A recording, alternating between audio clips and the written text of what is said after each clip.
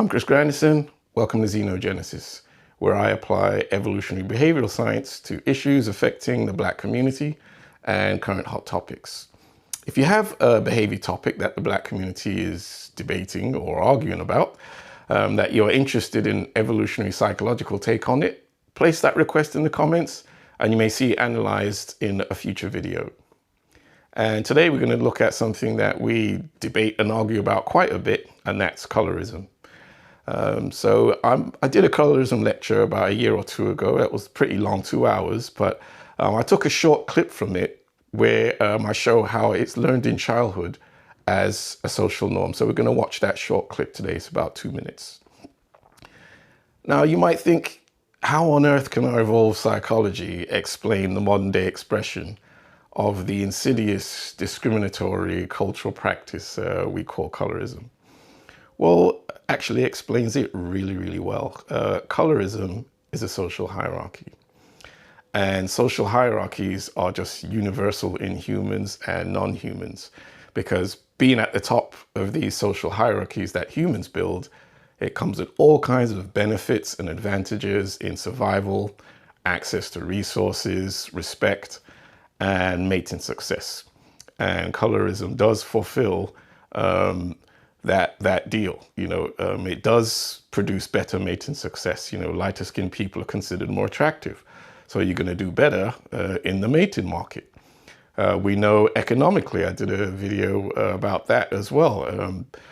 Lighter skinned Black men are paid more than darker skinned Black men. And that's going to be because lighter skinned Black men are perceived as being more intelligent. And they tend to be more highly educated as well. There will be ecological factors that cause, that to happen. But it's true. Lighter skinned Black women are more likely to be married to men who are more highly educated and who make more money. So that's going to produce mating success benefits for lighter skinned Black women compared to darker skinned Black women. So colorism is a social hierarchy based on skin color. And I did quite a lot of research on it because 4 years ago, I wrote this book called The Racial Hierarchy, Anti-Blackness Culture and Anti-Black Racism, the Causes and Consequences.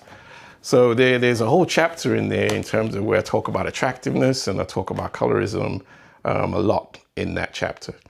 Now, this colorism hierarchy is ordered around negative or positive associations with skin tone, so that it turns skin color into a cue of status. So this brings skin color under the control of human status psychology, which we study that a great deal in evolutionary psychology. Status psychology is the evolved psychological mechanisms we have that are specialized for recognizing and navigating social hierarchies. A good example of how status psychology operates is the skin bleaching phenomenon. We notice how lighter skinned people are more favorably regarded and treated by others. We notice they occupy a higher position in the beauty status hierarchy. And that assessment then leads some of us to desire lighter skin. And our status psychology has informed us that we can become more highly regarded also if we gain lighter skin through skin bleaching. And that thought process gives us what is now a multi-billion-dollar industry that provides skin bleaching products to those who want the benefits of what lighter skin can provide.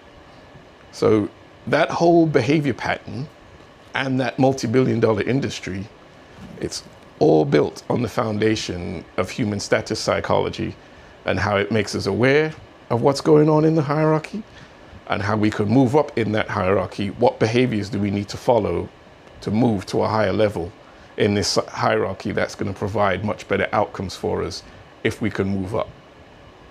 Now that status, it can be based on violence, force and threat. So let's say, you're a mafia don, and if you're a top mafia don, you're probably going to be using a lot of violence, force and threat. And that places you at the top of the status hierarchies in that, cultural context of, the criminal, underworld. But, status can also be based on competence, great skill, ability, expertise, physical attraction. If you have those things, it can place you high up in these social hierarchies. And of course, lacking, let's say, great intelligence, attractiveness, great expertise or something like that, you will be low down in those hierarchies because you don't have the trait that will build up your status in those hierarchies. So this is what colorism is. So now I want to show a short video clip of how colorism is learned in childhood based on our social norm learning abilities. So this is the colorism norm getting into children and operating automatically and unconsciously in terms of how it's internalized and how it's expressed. So pay attention to this image here because everything is identical.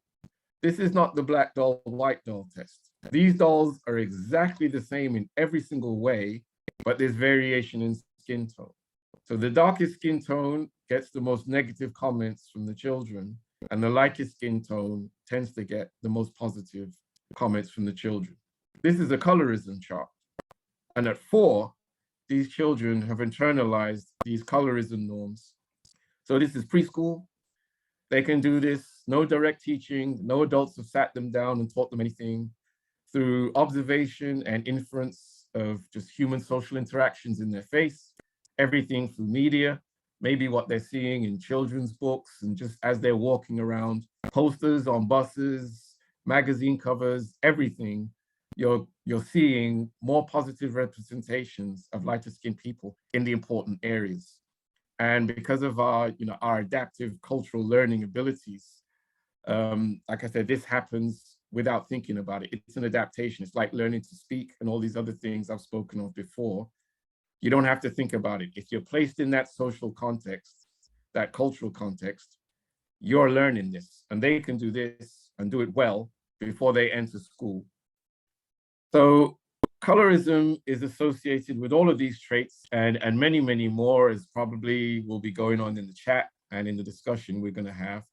It's an intelligence hierarchy, a physical attractiveness hierarchy, competence, inferior, superior, moral behavior, all of it, and it all goes in the direction that you expect it to go in. But this is the connection to our evolutionary past, because we are so status oriented, and now colorism has been linked with status.